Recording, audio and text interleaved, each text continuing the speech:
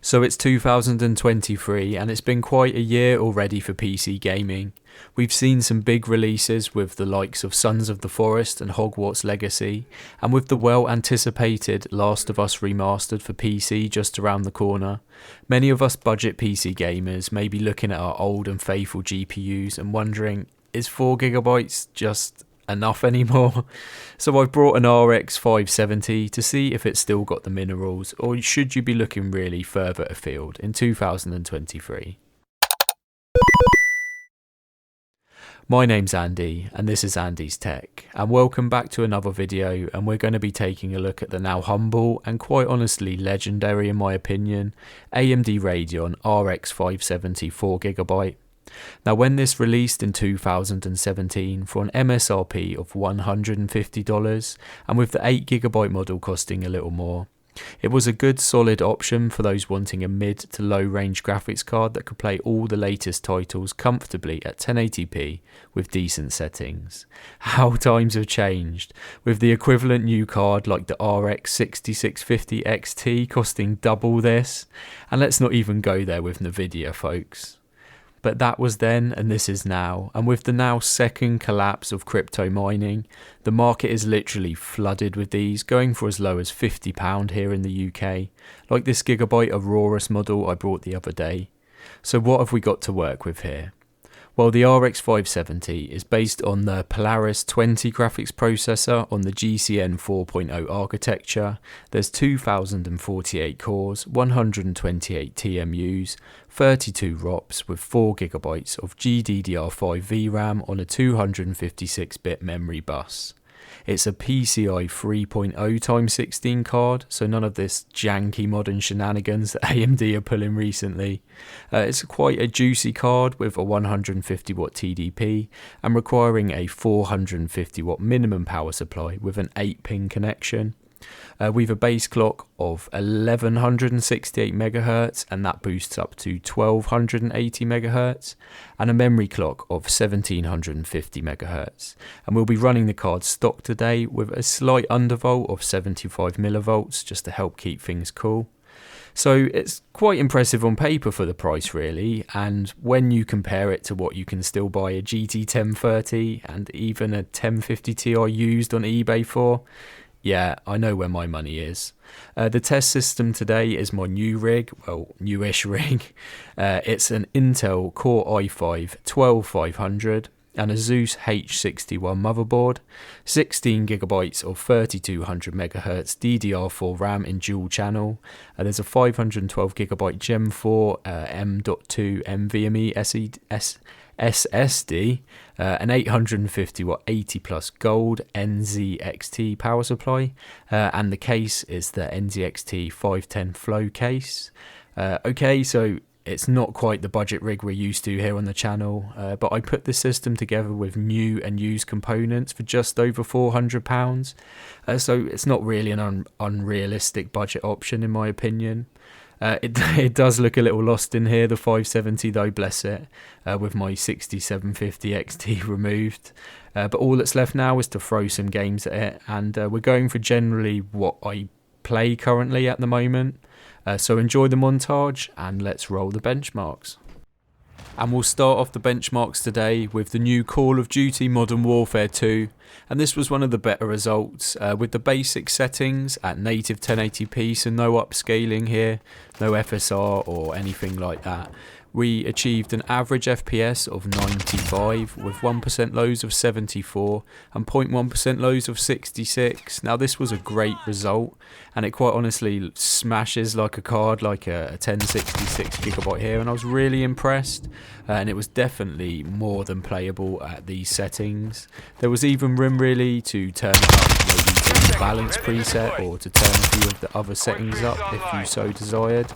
But yeah, Call of Duty Modern Warfare 2, more than playable.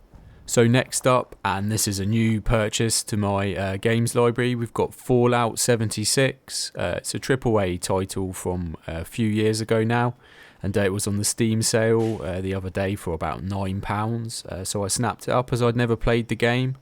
We got an average of 59 FPS with 1% lows of 21 and 0.1% lows of 5. This was at 1080p low settings. I didn't really notice the drops too bad. This was more sort of when entering the menu and buildings and stuff like that, and when it was loading in cutscenes and chats with people. But it was okay. It was an okay experience, and I could play the game like this. It's definitely not amazing, but I would say it's more than playable. Crash Bandicoot 4 next, and a family favourite of ours. We were running at 1080p high settings, and we achieved an average of 87 FPS and 1% lows of 72. It's not a particularly hard game to run, so I didn't really expect it to struggle here. The 0.1% lows are a little low, and again this was mainly when loading cutscenes and sort of intros into the next section, and it wasn't really noticeable during the game. There was the odd little dip and the odd little stutter, but more than playable. It's not a fast-paced game, and it's quite sort of an easy-going game really, and you could easily cap the game to 60 FPS and sort of alleviate some of those. But yeah, Crash Bandicoot 4, more than playable. So another victim on my credit card for Steam's sale a few weeks ago, and we have Days Gone. I've always wanted to play this game, I just never really wanted to pay the full price for it, so I was grateful to have the opportunity. So thank you Steam. We now have Days Gone. Running the game at 1080p medium settings, we achieved an average of 78 FPS with 1% of 53 and 0.1% of 29. Although we had quite a high frame rate here, it didn't seem particularly smooth. I did notice those drops when we went down to 29 and into the lower figures. This could maybe be alleviated by sort of turning the settings down to low. Also, when I capped the game to 60 FPS, it didn't really help at all. It kind of made things worse. The stutters were a lot more pronounced. I'm not really sure what this is about. Just maybe this card just struggles on here.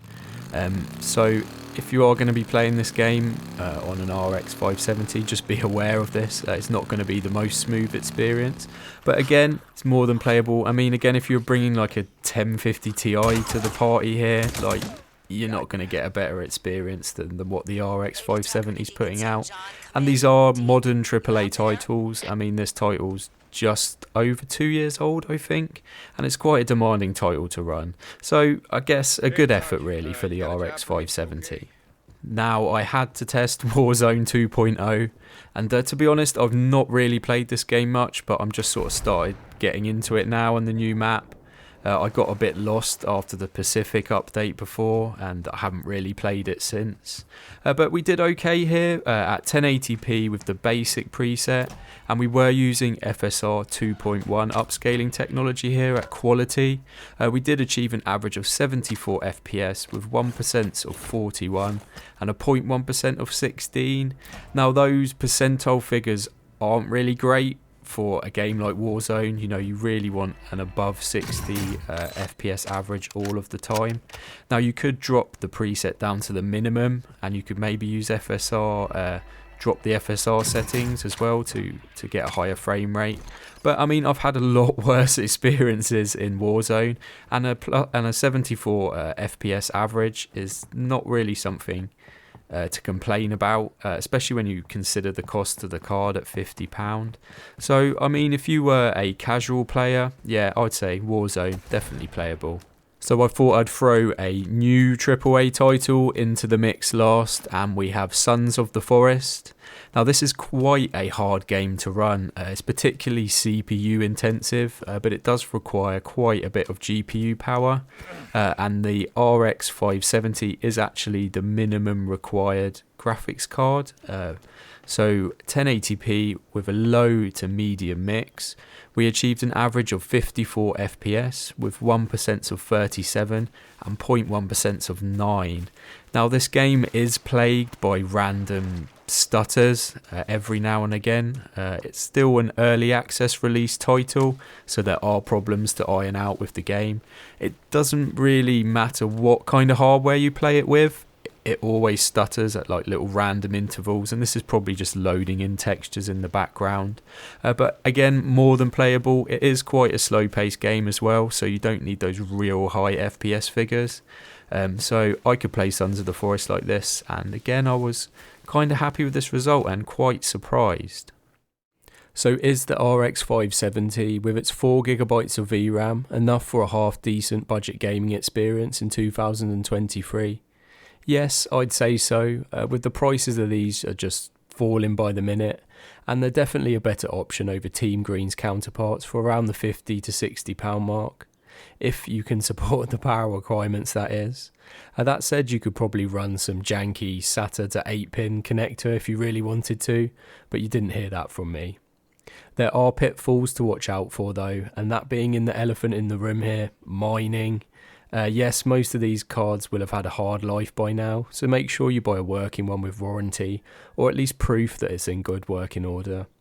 Obviously it's going to start to struggle with the newer and harder to run AAA titles at 1080p, but keep the settings low and you'll have a whale of a time. Titles like COD, Fortnite and Apex are no problem for the 570 and still will be for a while to come. And for the £50 I paid, I'm happy with the all-round performance for the money of the card. So that brings us to the end of the video. Thank you for watching as always and for all the support. Please do the usual YouTube things if you are so inclined. It really helps the channel out, plus I love hearing what you guys have to say. Take care, God bless, and hopefully I'll see you in the next one.